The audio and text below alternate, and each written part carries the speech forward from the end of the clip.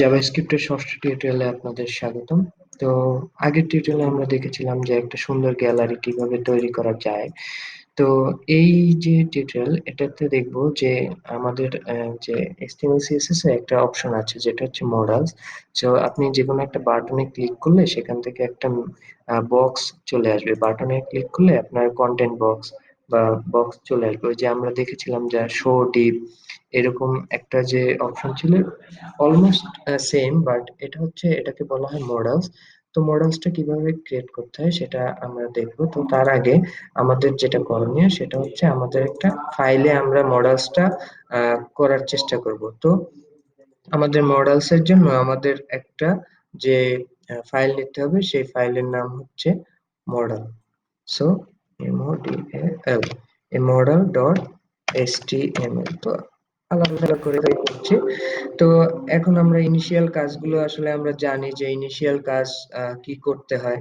তো আমরা আমাদের যে একটা ফাইল থেকে, যে কোনো একটা ফাইল থেকে ইনিশিয়াল যে কাজটুকু সেটা আমাদের এই যে মডেল নামে যে ফাইলটা আছে সেখানে নিয়ে নিচ্ছি।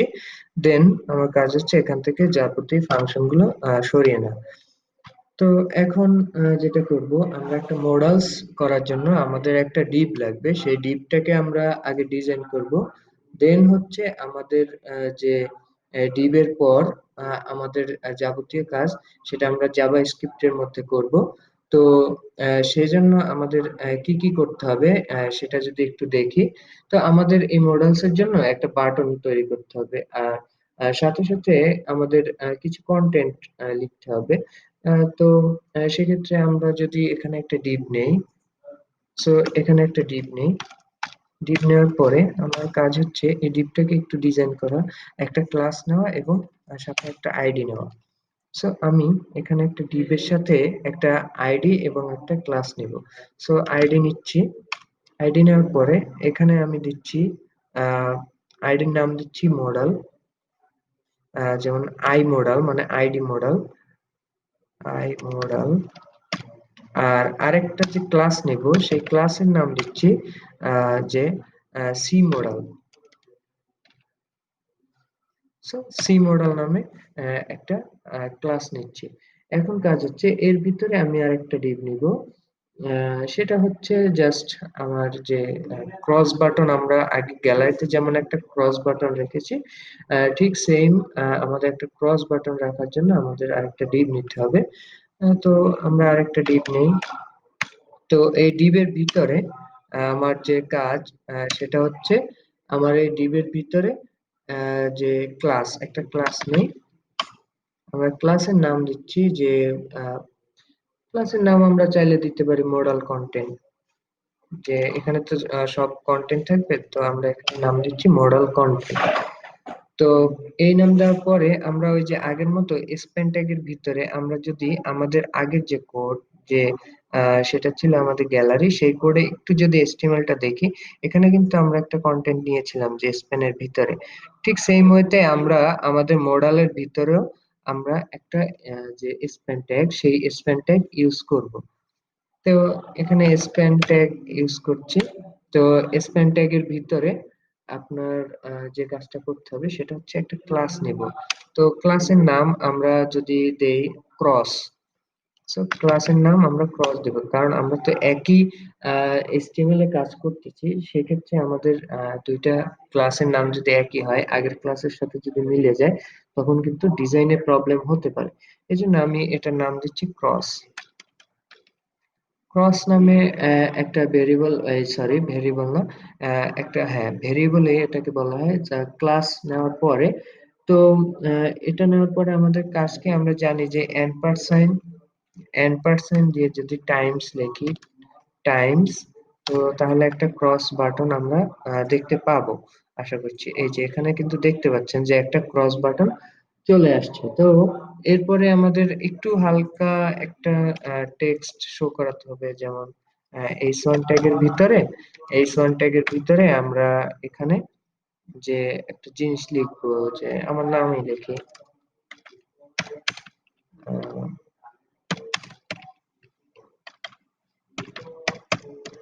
এই যে আমার নামটা লিখেছি, এটা আসলে আমার এই যে কন্টেন্ট থাকবে, সেই কন্টেন্ট হিসেবে এই নামটুকু শো করবে।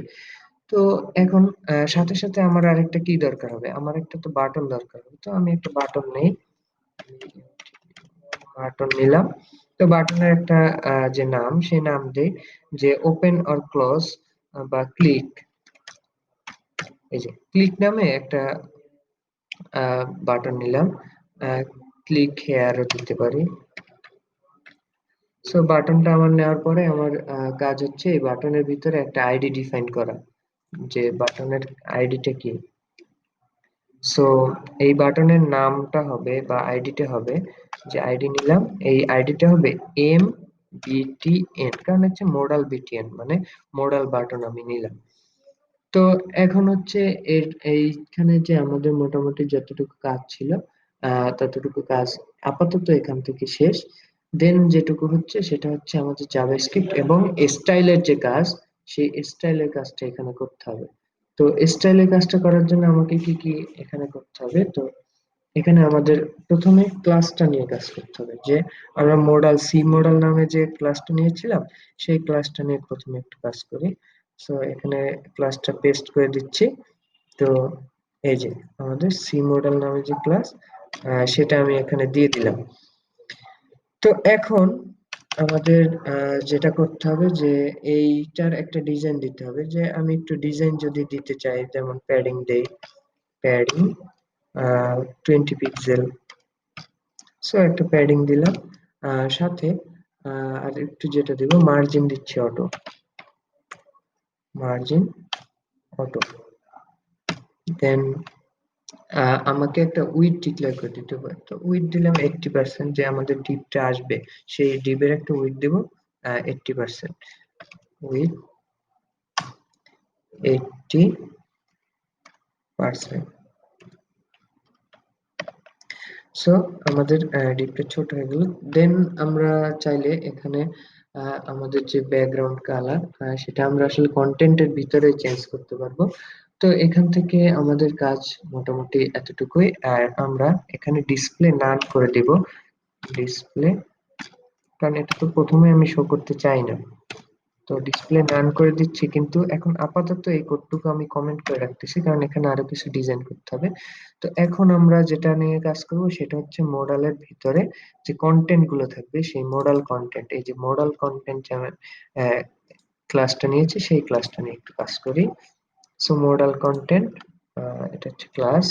তো এই ক্লাসের মধ্যে আমি কিছু ডিজাইন করি। তো মডেল কন্টেন্টের ডিজাইনটা করব, আমি কালারটা দিব মনে করি হোয়াইট। কালার হোয়াইট দেওয়ার কারণ হচ্ছে আমার মনে করি টেক্সটটা আমরা এই টেক্সটটা হোয়াইট রাখবো আর ব্যাকগ্রাউন্ডটা ব্ল্যাক রাখবো সেক্ষেত্রে। আর সাথে একটা বর্ডার আমরা ইউজ করতে পারি চাইলে। তো প্রথমে আমরা বর্ডার দেই, বর্ডার আমরা দেই 2 pixel, 2 pixel solid, solid border দিলাম। আর সাথে সাথে যেটা করতে পারি, আমরা 2 পিক্সেল সলিড বর্ডারের সাথে আমরা এখানে যে কালার, সেই কালারটা দেব হোয়াইট, বা একটা কালার ইউলো কালার দিতে পারি, বা যে কোনো কালার দিতে, লেমন।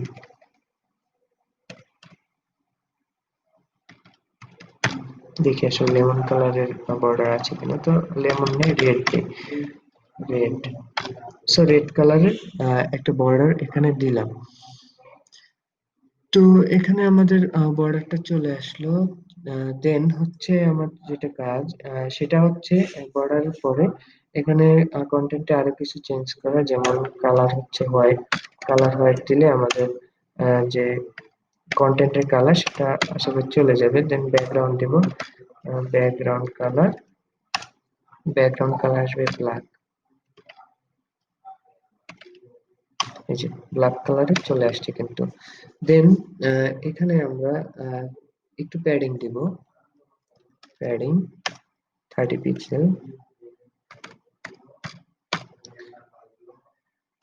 তো 30 পিক্সেলের একটা প্যাডিং দিলাম। আর দেন আমরা যদি একটু রিলোড দিই, একটু বড় করে, তো এই যে আমার চলে আসছে। তো এখন দেখি যে টেক্সট এলাইনটা কাজ করে কিনা, টেক্সট এবং সেন্টার। তো সেন্টারে আমার টেক্সটটা নিয়ে আসলাম। এখন যেটা কাজ হচ্ছে আমার যে ক্রস বাটন, সেই ক্রস বাটনের একটু ডিজাইন করা, প্লাস হচ্ছে আদার্স যত কাজ আছে। তো ক্রস বাটনের যে ক্লাসটা ছিল আমরা একটু আমাদের যে মডেল সেই মডেলে ফিরে যাই। তো এটার নাম ছিল ক্রস। তো আমরা আবার সিএসএস এ ফিরে আসি। এখান থেকে আমি আমার ক্রস বাটনটা শুরু করছি। Sorry, dot CR. So cross বাটনটা আমি নিলাম। দেন এটা একটা ফন্ট সাইজ দিয়ে দেখি আসলে সাইজটা চেঞ্জ হয় কিনা। Font size 30 pixel.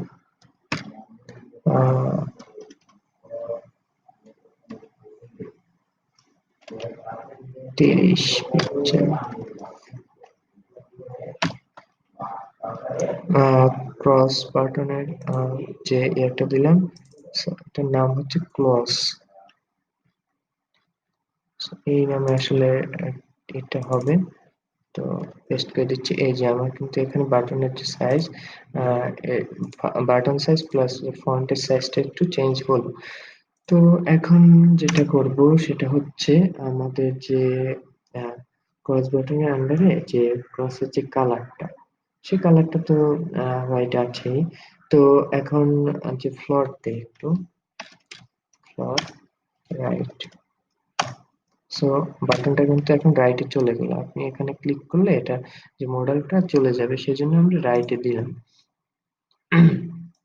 তো এখন আমরা আরেকটা যে কাজ, সেটা হচ্ছে যে এখান থেকে তো সবকিছুই মোটামুটি কমপ্লিট করলাম। এখন হচ্ছে আমাদের যে ক্রস বাটনে একটা হোভার প্লাস হচ্ছে হোভার দিতে হবে।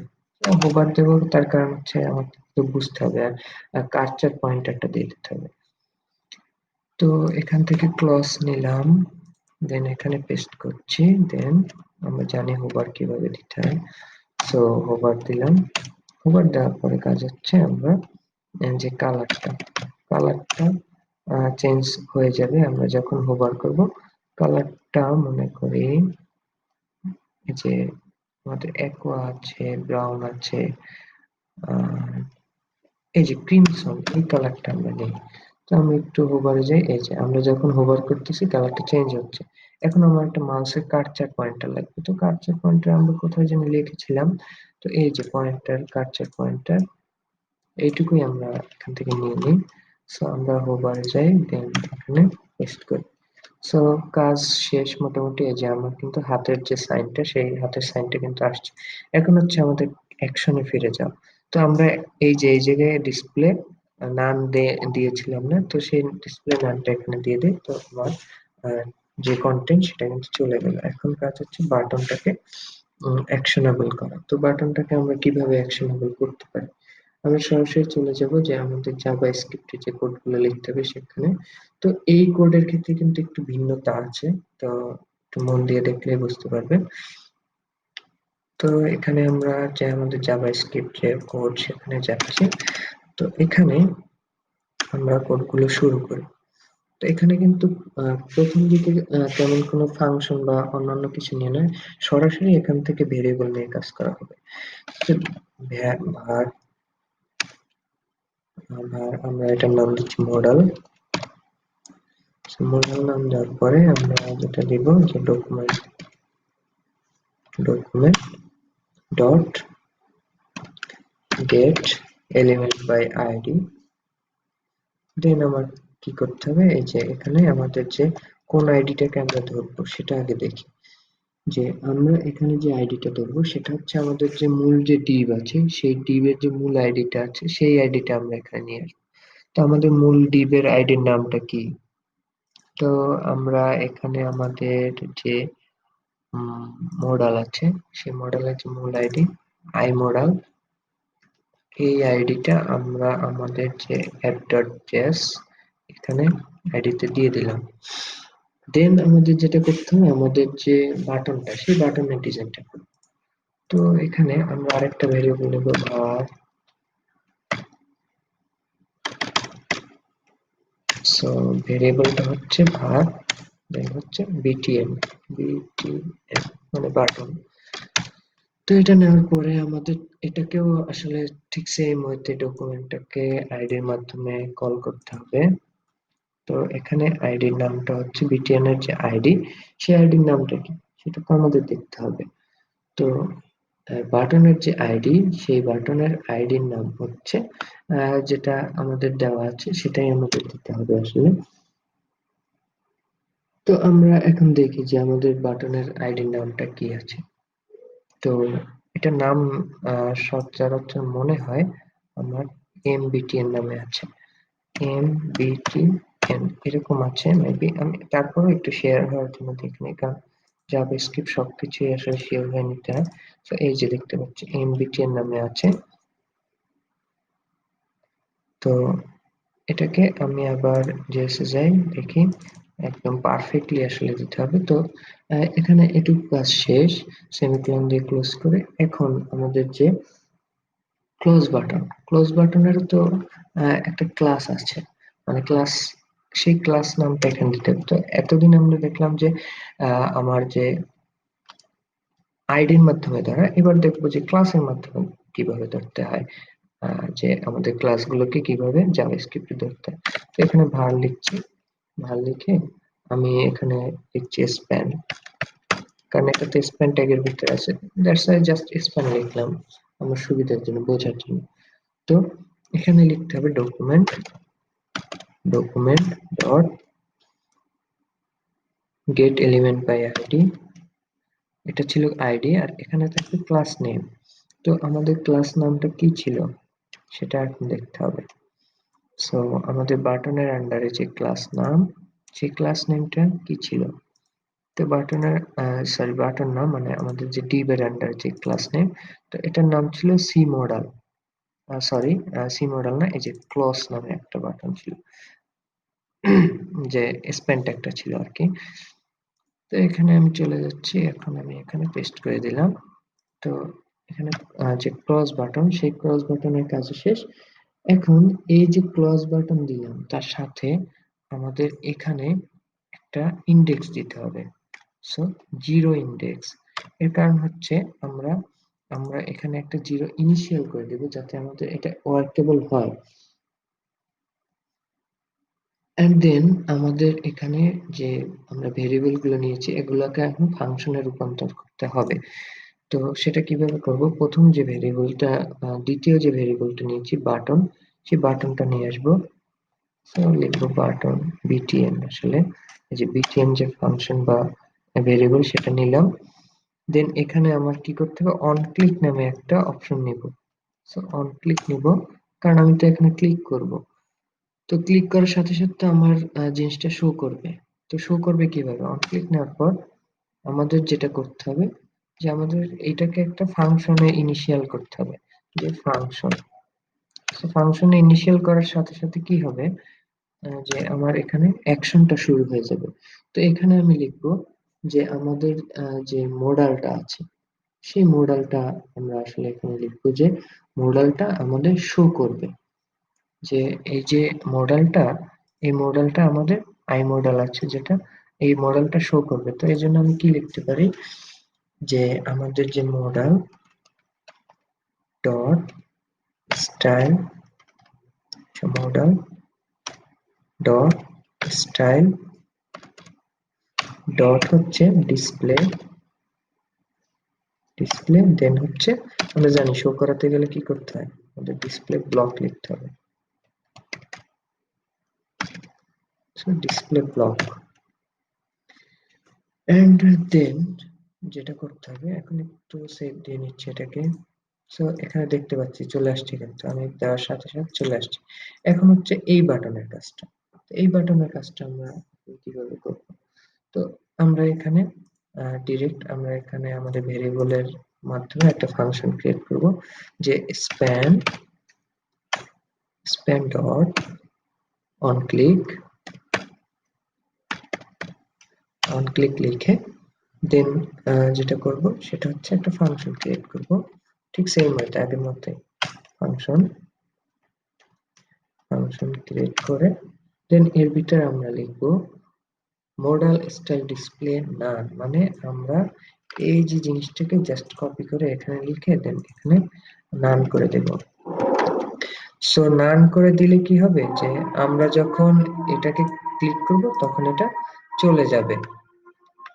এই হচ্ছে আমাদের যে মোটামুটি যে মডেল।